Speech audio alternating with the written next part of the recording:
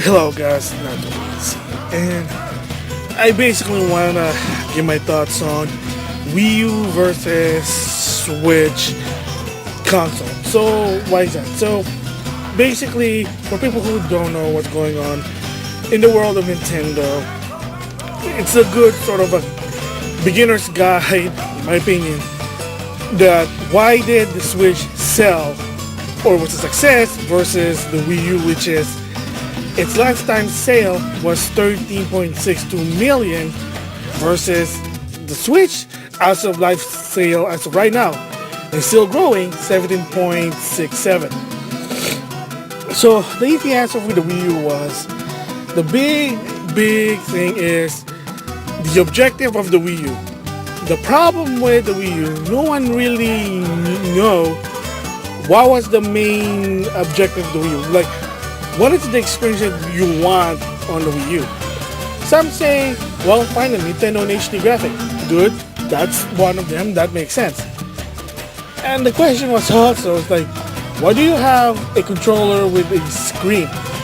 So the lady basically wanted to express the second screen experience. Sounds like it's a movie, you know, they kind of do it. And like when you turn on the app, they kind of give you like it's a sort of like tidbit while you're watching the movie. It sort of works. And then of course the 3DS or the DS has two screens, and sort of it wasn't a problem. But why is it a problem with the Wii U? So some people didn't really understand why there's a screen on the controller. But the biggest gist is, I mean, there's more, but the main factor of why the Wii U wasn't really so successful as they wanted it versus the Switch is the marketing. The marketing for the Wii U was really confusing. A lot of people have said it. Megan X1 said it. Review Tech USA said it. A lot of people who follow Nintendo basically said the same thing. That the Wii U, the market for the Wii U, the objective for the Wii U, to what the message trying to be given to the consumer or the gaming consumer was confusing. It was really poor. So yeah, I mean, the market was really, I hate to say it. So when somebody who's into Nintendo doesn't really get about a console like the Wii U, you know there's something wrong there. Like I said, when they showed the presentation of E3 2011, I didn't really get into what's another console. It was a different system. So for me to be confused, what makes a general consumer understand the console? And of course, you know, I had a feeling there was going to be a problem, and of course we did have a problem. Because most general consumer didn't even know about the Wii U. A lot of people didn't even know about the Wii U. When retailers basically have to talk about with the Wii U, and the reactions, we couldn't do another console? Oh, that pad, I saw that pad is just an enhanced version to attach to the Wii. That's the biggest mistake there, and that should be a big concern. So the question really is why did the Wii U basically end up bad? Well, again, one is they were trying to follow the success of the Wii. The Wii was a anomalous success, as Adam Sessler would say. True, because it was targeting a different consumer, the casual gamer. Gamers or general consumer that never played video game can understand simple motion control. So it wasn't really bad. I played Wii Sports and it wasn't that bad. But the point is, how long does it really last? I mean, it's not hardcore. I mean, again, the lack of achievement, online wasn't really there. So I mean, yeah, the reason the Wii basically sold a lot was a lot of people bought it for one game, and that is Wii Sports. It was Wii Sports, and that was it. I mean, there were other games, but throughout the year, it was diminishing. So, again, that's the reason why the Wii U basically failed. Another thing is the cost of the Wii U. A lot of people, even myself, didn't believe that the price was right. $300 for the basic, $350 for the one with the game. I understand they're trying not to lose any money, but it didn't really work. So the result is they had to shift their SKU, and they were starting to lose money, and it kind of showed what happened. That even the lady Wada basically had to do something to basically make up the mistake. Once again, they had to do a pay cut. They did it with the 3DS. Two is they were basically taking less risk. The Amiibo was a great example because a lot of people did like the Amiibo because the figurines and the functionality. But in the beginning, they were hard to get because Nintendo didn't manufacture them enough, and then the lady Iwata basically believed that he said was, what if it doesn't sell? So there's a being cautious about everything, the decision, because of the decision they did with the Wii U. So another one also, the reason why the Wii U basically failed, a lot of people know about this, is the gaming drought, the lack of Nintendo game provided per month. So 2013, February of 2013 all the way to June of 2013, there wasn't any Nintendo games. And that's really bad. You say, 5 months. No, that 5 months kind of tells you, why should I buy your console if you don't even have games for it? Remember, most people at the time with the Wii U, people were buying Nintendo Wii U so they can play Nintendo games, not third party. They were treating it as a secondary console. Iwata even admitted that that's when the market happened. He doesn't like to. The investors doesn't like that, but that's what happened. The reason is that there was a gaming drought twice, sadly, is that Nintendo, when they were starting doing the games for the Wii U, they didn't realize developing it for HD was, I know it's the biggest thing. And the thing is, and I said it before, Microsoft and Sony, some other third-party companies, had that same problem. The only difference was they were doing it at off-season where they're still selling PS2 games. During the PS2 era, they were selling the PS2 game. They're already trying to understand the HD. You kind of notice why sometimes the games were not a lot, but you kind of see why, because they're trying to understand the HD. What Nintendo made a mistake was they decided to start making the games during on-season rather than off-season.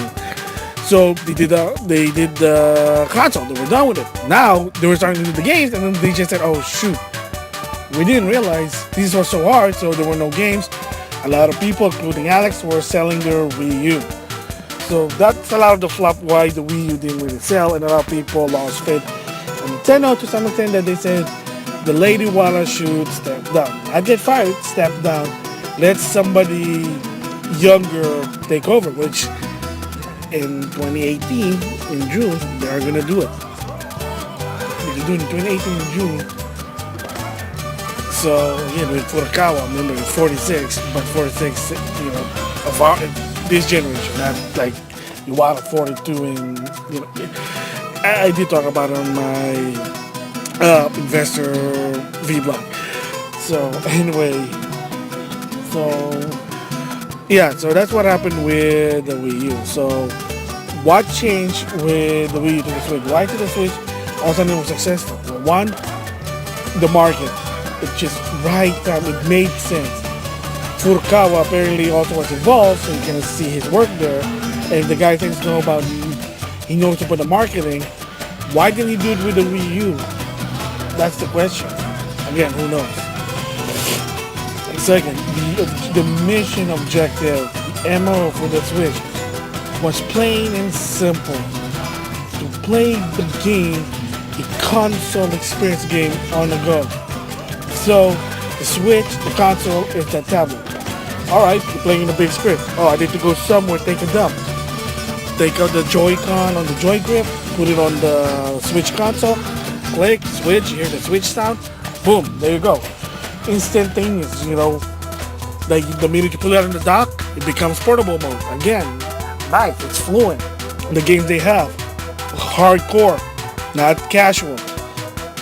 And there were more, and then they have release game every month, and once in a while they'll be every 2 months, but not so much. Last year, starting in March of 2017, The Legend of Zelda, A Breath of the Wild. April, Mario Kart 8 Deluxe. June, ARMS. July, Splatoon 2. August, Mario plus Rabbids Kingdom Battle. I know it's not a Nintendo game, but it has a Nintendo IP. October, 2, Hyrule Warrior, that sold well, makes sense. A moves-out game because again it has Nintendo IP, makes sense on the Switch. I've been playing it. It's better than any other moves-out game that Tecmo Go did on the PS4 because one is it has English dub.